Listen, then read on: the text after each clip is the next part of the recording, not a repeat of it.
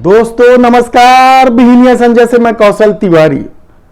अन्याय के खिलाफ सुप्रीम कोर्ट के उन टिप्पणियों को थोड़ी देर के लिए आप भूल जाइए जो सत्ता के मद में चूर लोगों के लिए की जाती है, पुलिस या प्रशासन पर टिप्पणी की जाती है, उसे आप थोड़ी देर के लिए भूल जाइए। तो क्या यह सत्ता और प्रशासन में बैठे लोगों के दादागिरी का दौर है, गुंडागर्दी का दौर है?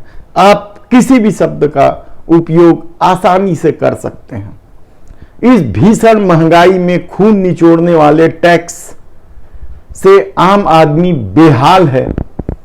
छत्तीसगढ़ में विधानसभा का सत्र चल रहा है। हसदेव और नगरनार को लेकर जिस तरीके से भूपेश सरकार पर आरोप लगने लगे हैं, भ्रष्टाचार के कई मामले सामने आने लगे हैं, कृषि विभाग में जिस तरीके से भ्रष्टाचार की बात उठने लगी है और कार्रवाई के नाम पर लीपापोती हो रही है, विभिन्न जिलों में पदस्थ कलेक्टर डीएम फंड को लेकर जिस तरीके से भाई भतीजावाद और इस फंड के दुरुपयोग की कहानी बाहर आ रही है, वह भी हैरान कर देने वाली है।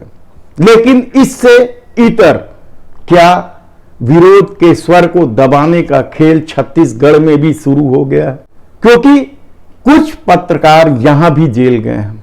लेकिन आज हम बात करेंगे महासमुंद कलेक्टर नीलेश कुमार क्षीरसागर पर लगे उस दादागिरी और गुंडागर्दी की। महासमुंद कलेक्टर नीलेश कुमार क्षीरसागर के इस रवैये को लेकर वहां के पत्रकार बेहद नाराज हैं और आप यकीन नहीं करेंगे कि प्रेस क्लब महासमुंद ने कलेक्टर नीलेश कुमार क्षीरसागर के खिलाफ निंदा प्रस्ताव पारित कर दिया है। किसी प्रशासन पे बैठे उच्च अधिकारी के खिलाफ निंदा प्रस्ताव पारित करने का यह अपने आप में अनोखा मामला हो सकता है, लेकिन सत्ता इस ओर से आंख फेरे बैठी है। अन्यथा जिस तरीके से महासमुंद के पत्रकार नाराज हैं और निंदा प्रस्ताव पारित किया है, उसके बाद उस कलेक्टर को वहां रहने का एक दिन भी अधिकार नहीं होना चाहिए। यदि सत्ता कहती है कि हम लोकतंत्र के हिमायती हैं। महासमुंद में जो घटना हुई है, जो घटनाक्रम हुई है, बड़ी साधारण सी घटना है। कुछ एक लोग जिसे महासमुंद प्रेस क्लब सदस्यता नहीं देना चाहता है, उसे जनसंपर्क जिला अधिकारी शशि रत्न पराशर उसकी सदस्यता महासमुंद प्रेस क्लब में दिलाना चाहते हैं। और यही नहीं, कलेक्टर नीलेश कुमार क्षीरसागर भी उसकी सदस्यता दिलाना चाहते हैं। यह आरोप है प्रेस क्लब महासमुंद का। और जब उसे सदस्यता नहीं दी गई तो जांच के नाम पर प्रेस क्लब के पदाधिकारियों पर अपमानजनक टिप्पणी और कार्रवाई का संकेत दिया गया, पंजीयक बुला लिया गया और दबाव डालने की कोशिश की गई कि यदि इसे सदस्यता नहीं दी गई तो प्रेस क्लब की पंजीयन रद्द कर दिया जाएगा। इससे नाराज प्रेस क्लब के पदाधिकारियों ने कल मीटिंग बुलाई और बाकायदा कलेक्टर नीलेश कुमार क्षीरसागर और जिला जनसंपर्क अधिकारी शशि रत्न पराशर के खिलाफ निंदा प्रस्ताव पारित किया गया। इस निंदा प्रस्ताव से भी न शासन को कोई फर्क पड़ रहा है, न प्रशासन को कोई फर्क पड़ रहा है। अभी भी कलेक्टर नीलेश कुमार क्षीरसागर महासमुंद में जमे हुए हैं। जनसंपर्क अधिकारी की भी कहीं कोई कार्रवाई नहीं हुई है। तब हम कैसे मान लें कि सत्ता जो है वो लोकतंत्र के हिमायती हैं? कितने आरोप लगे हैं कलेक्टर नीलेश कुमार क्षीरसागर के खिलाफ, फिर भी वे महासमुंद में बैठे हैं, उनकी नियुक्ति महासमुंद में हुई है। इसका मतलब साफ है कि उसे सत्ता में जमे बैठे लोगों का संरक्षण प्राप्त है और वे उनके इशारे पर ही यह सब कुछ कर रहे हैं। महासमुंद प्रेस क्लब में पारित निंदा प्रस्ताव की जानकारी क्या डायरेक्टर काबरा को नहीं होगी?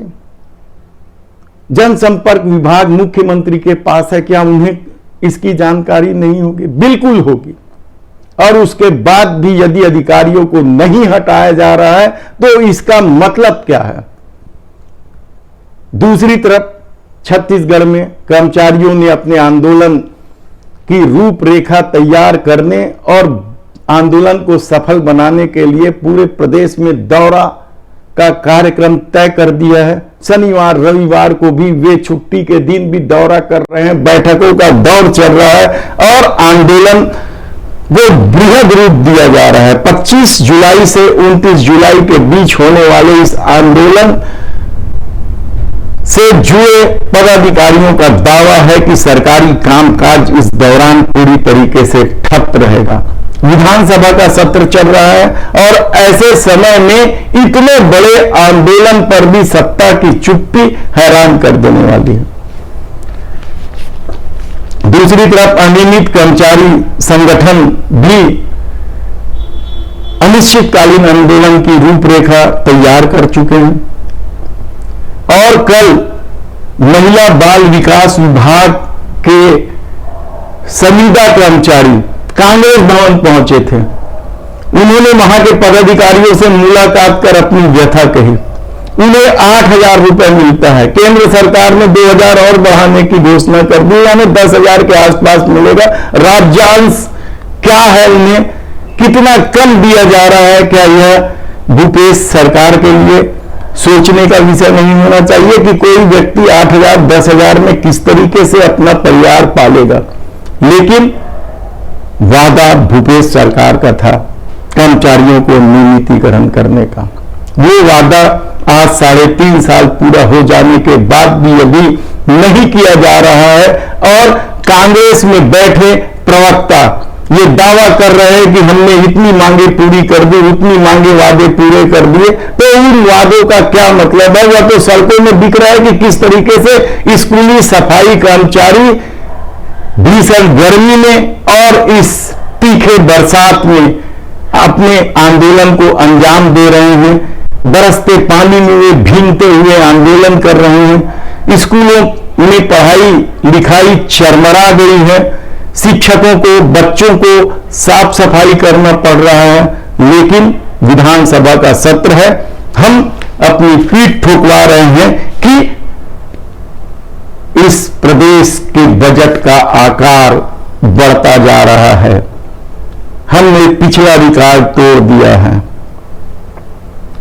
तब सवाल यह है कि क्या शिक्षकों को मिलने वाले डीए और एचआरए पर भी शासन विचार नहीं कर सकते? क्योंकि सरकार इन दिनों स्कूलों और कॉलेजों में अच्छी शिक्षा के प्रयास में लगी हुई है, लेकिन यदि शिक्षकों को भी ठीक ढंग से वेतन न मिले, महंगाई भत्ता समय पर न बढ़े, तो फिर उनके सामने चारा क्या है? और शायद यही वजह है कि शिक्षक संघ, टीचर एसोसिएशन, नवीन शिक्षक संघ, तमाम लोगों ने प्रेस वार्ता लेकर बताया कि वे 25 जुलाई से अनिश्चितकालीन हड़ताल कर रहे हैं। तब सवाल यह है कि इन कोशिशों के बीच भूपेश बघेल की सरकार कहां बैठती है? दूसरी तरफ मुख्यमंत्री भूपेश बघेल पूर्व मुख्यमंत्री रमन सिंह पर जिस तरीके से भ्रष्टाचार का वार किया और मोदी सरकार पर इस बहाने वार करते हुए कहा कि ईडी की कार्रवाई रमन सिंह के परिवार पर की जाए, फेरिस्त गिनाई इन्होंने। चीट फंड कंपनी, डीकेएस घोटाला, नान घोटाला, कई घोटालों की फेरिस्त गिनाई। इस पर डॉक्टर रमन सिंह ने कहा कि यदि उनके ऊपर 1 रुपए का भी आरोप साबित कर दे तो वे राजनीति से संन्यास ले लेंगे। खैर, ये तो राजनीति की बात हुई। आज बस इतना ही, बस ये देखना है कि महासमुंद कलेक्टर के खिलाफ भूपेश सरकार कोई कार्रवाई करती है या फिर पहले की तरह जिन संस्थानों से पत्रकार जुड़े हुए हैं उन संस्थान प्रमुख को फोन कर करके दबाव डालती है कि इस तरह के राजनीति से पत्रकारों को दूर रखें, विरोध को दूर करें, और नहीं तो उन्हें नौकरी से निकाल दिया जाएगा। धन्यवाद।